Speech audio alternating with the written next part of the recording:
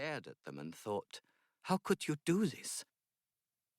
The 198 children had left the train station in Holland and boarded a steam-powered ferry. With a blast of its foghorn, the ship had pushed out into the North Sea, bound for England. 31 minutes later, Max had fallen asleep. This might be a little surprising, but after a trauma, something really awful that happens to you, your brain often makes you fall asleep right away. Maybe to help you process the trauma. Or maybe because your brain is scared of more traumas and figures you won't have to experience them if you're asleep. Whatever the reason, it happens a lot, and it happened to Max. So he fell asleep 31 minutes into the ferry ride. 32 minutes into the ferry ride, he heard a voice in his ear. Max! Max! Max jerked awake and looked around. Max, you are drooling! Max quickly wiped his mouth. Wait, who said that? He looked to either side of him. He was sitting on a bench in the belly of the steamship. There were other kids on other benches. Some boys were sleeping, leaning against each other not too far away. A girl had her face buried in a handkerchief, sitting across from Max. But the voice had been right next to his ear, and it had not sounded like a kid's voice.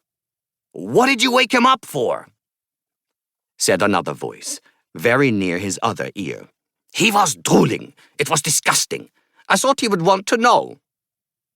Max spun from side to side. Where were these voices coming from? You think he doesn't have bigger problems than drooling in his sleep? The poor kid just lost his country, his home, his parents. You can't let him drool a little? Now Max was staring at his left shoulder. His eyes came into focus. Crouching there was a tiny man with a bulbous nose, thinning hair, twinkling eyes, and a sour smile. Hiya, he said. Max screamed and fell off the bench. The sleeping boys woke up with a start and looked around to see what the commotion was. The girl across the way lowered her handkerchief and glared through wet eyelashes at Max. No need to scream. This was coming from Max's right shoulder. He turned and saw another tiny man who looked exactly like the first. This tiny man said, "We are not going to hurt you." He's not worried we're going to hurt him, said the little creature on Max's left shoulder, who Max would later learn was called Stein. He's worried he's going insane. You are not going insane, said the creature on Max's right shoulder, who Max would later learn was called Berg. We are really here, sitting on your shoulders.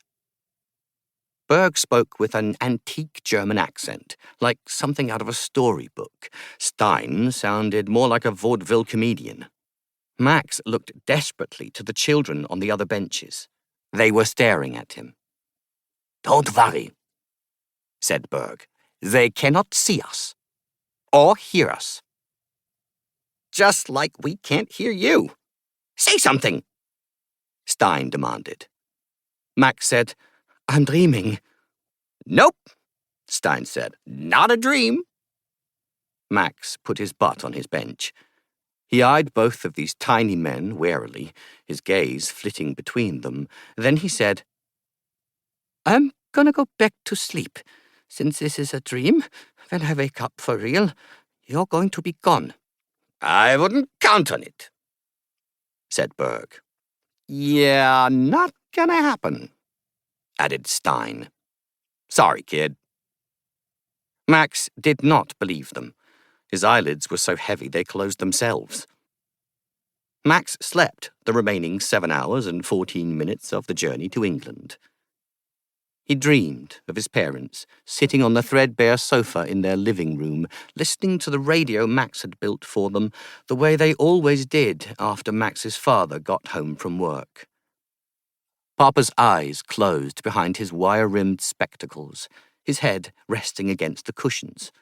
Mama twisting her long hazelnut hair up away from her neck and smiling proudly at Max, who was on the rug leaning against their knees.